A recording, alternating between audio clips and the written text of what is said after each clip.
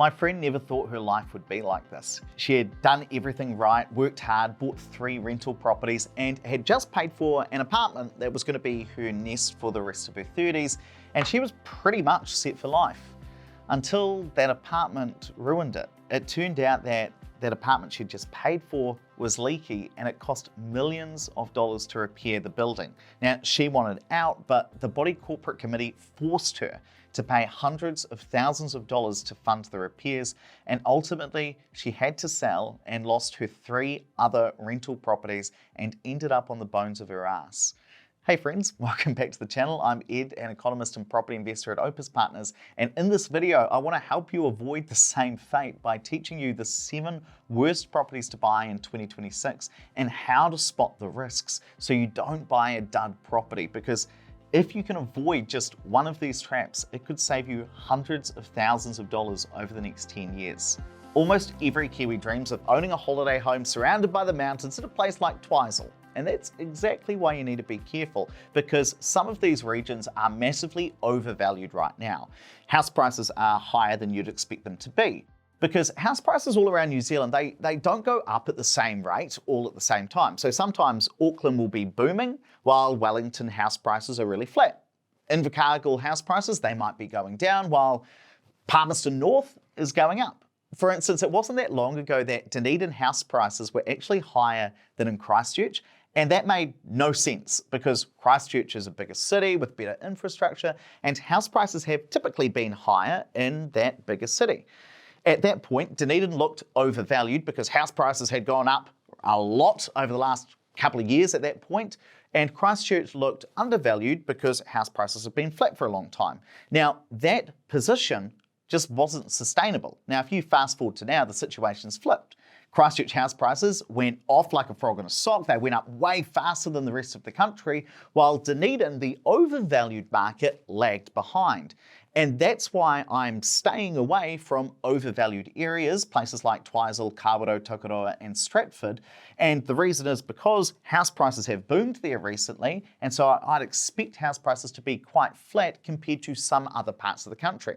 I'll give you a really good example, like this house in Midhurst, which is a tiny little town of just 280 people in Stratford district, and this is actually one of the smallest towns in the country. Now, the reason I'm talking about Midhurst is because I used to drive through Midhurst as a young kid, going from Harbour to New Plymouth, and I knew that house prices there were always very, very cheap. But fast forward to today, and the asking price for this house is $500K, which blows my mind because you could buy a similar house at the same price in Christchurch, and it makes no sense that houses in a tiny town of 280 people should cost the same amount as our second largest city.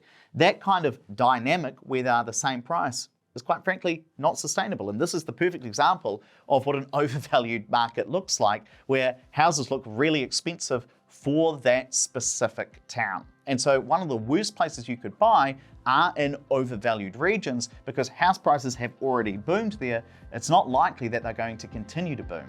So before you buy any property, you've got to run it through Opus Plus, which is my free property investing app. You can plug in your property and see these numbers that I'm talking about, whether the area is overvalued or undervalued, and you get this information completely 100% for free. Click the link below to create your free account.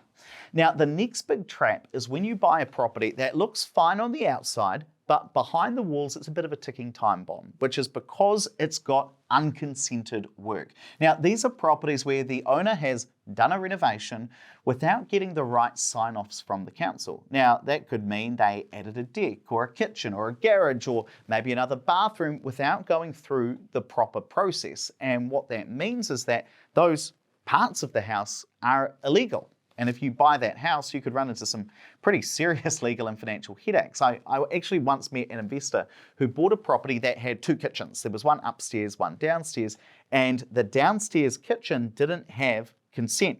It was an illegal kitchen. Now, that can make it harder for you as the buyer to get a loan from the bank, and it can also make your insurance more tricky. So what did the owner decide to do? They tried to get the work signed off by council.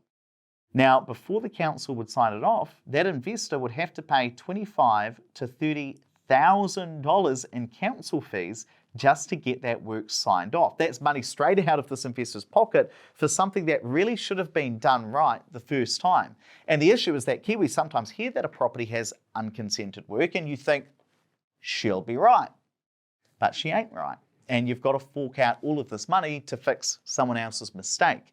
And the reason this is so risky is that if the work wasn't signed off properly, you've got no guarantee that it was actually done right. So if you're eyeing up a property, look for words in the Trade Me listing like unpermitted sleep out, as is, where is, unconsented work, anything like that, because that can be a clue that there is this kind of not signed off work. And on top of that, make sure your lawyer and your building inspector are looking to see if there is anything within the property that doesn't exactly match with the council records.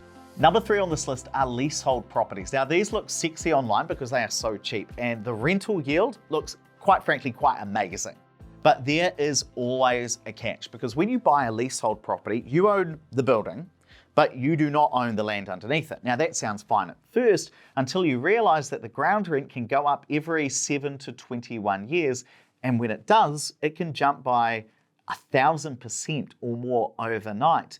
And that's why these properties are really, really cheap. For example, this Harbourside apartment, it recently sold for only $35,000. Now that sounds like a steal, but after you pay the money to buy the house, you've still got a liability. You've got to pay $28,000 every single year in ground rent. And so you might get $600 or $700 a week in rent, but then you've got to pay the majority of that, $540 a week, straight out to the landowner.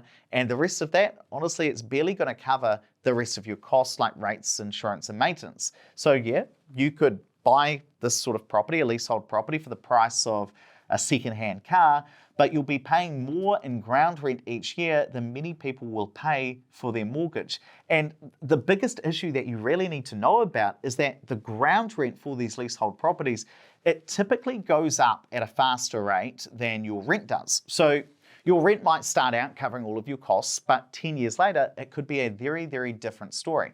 I know one investor who owns a leasehold property and has been trying to sell it for the last 7 years.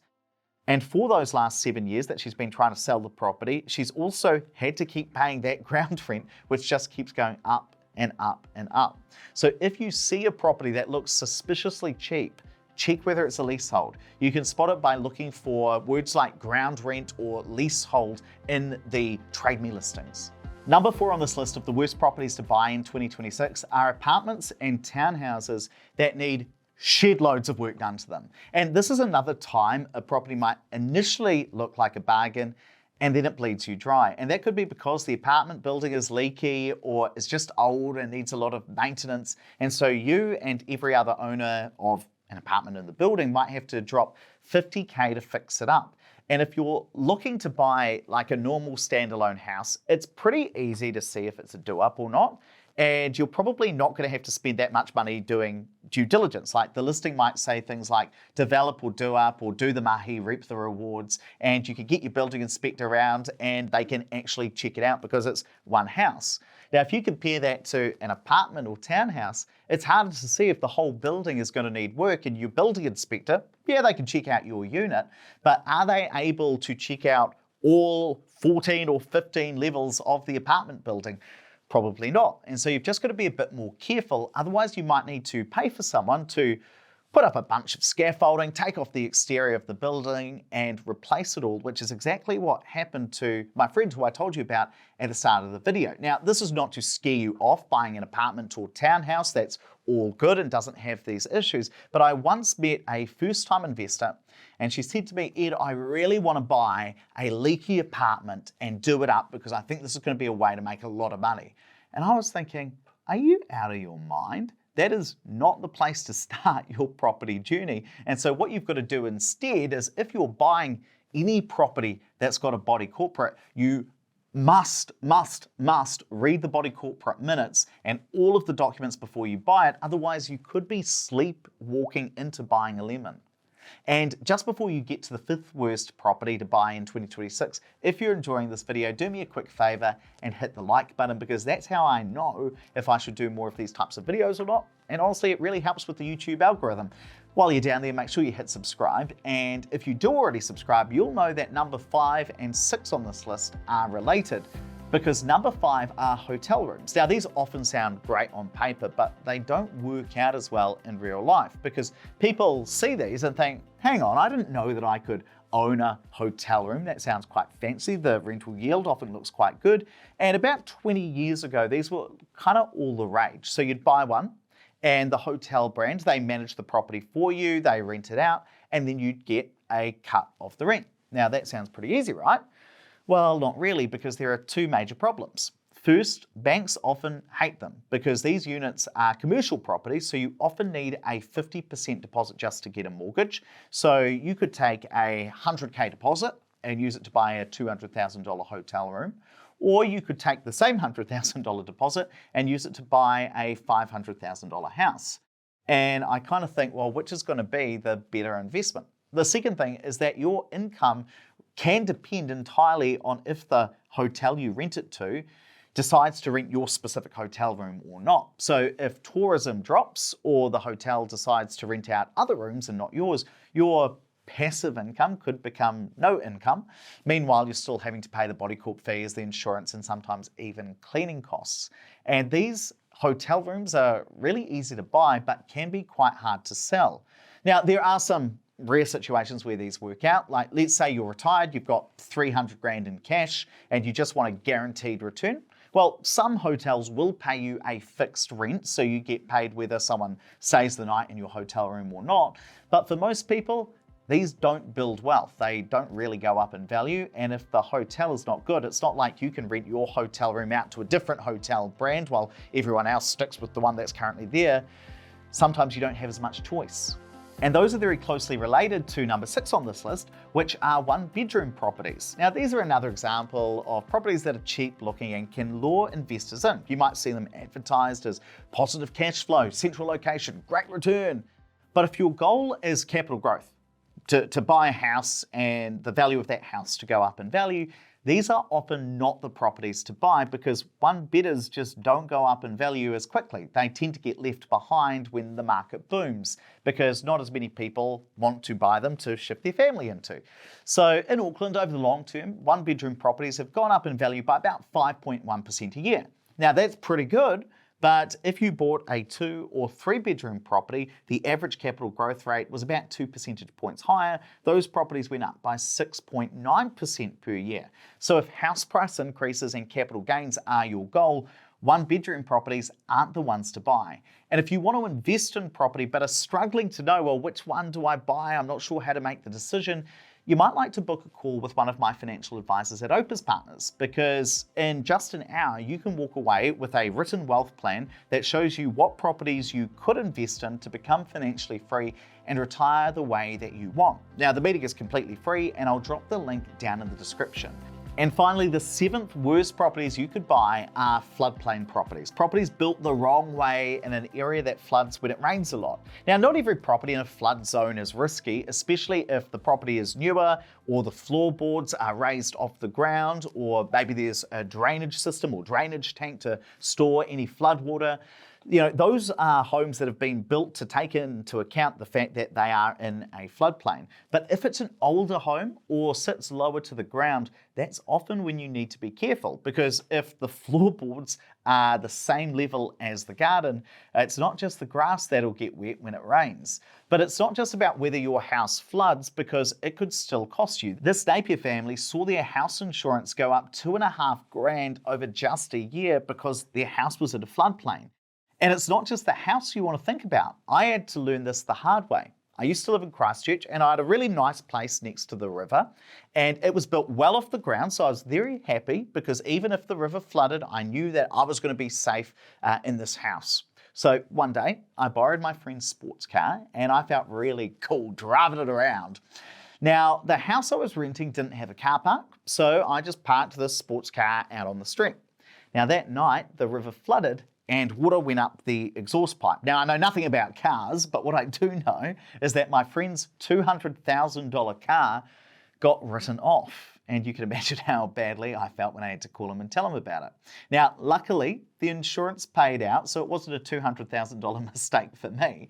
But don't just think about the house when it comes to the flood zone. You've also got to think about where you're going to park your car, and that's a mistake that a lot of people make. So how do you check if a property is within a flood zone? Well, all of New Zealand's 67 councils should have a flood map online, but Auckland and Invercargill's are actually my favourite. So say you're looking at an investment property in Auckland, you head to Auckland Council's website, type in the address of the property you're looking at, you can see if it's in a flood zone or not. And if you do that, you'll see that a lot of the city and a lot of New Zealand are actually built on a flood zone. And if that's the case, you want to get your lawyer to check the council files to check out how big the risk is for this property and if the house has been built to take that risk into account. Because a lot of older homes are sitting quite low on the ground, so could be at risk. Because while you can fix a leaky tap, it's a lot harder to fix a leaky section. Now, remember that investor I mentioned at the start, the one who bought the apartment and had to sell their rentals? The good news is that although she's had this really tough setback, she's still young.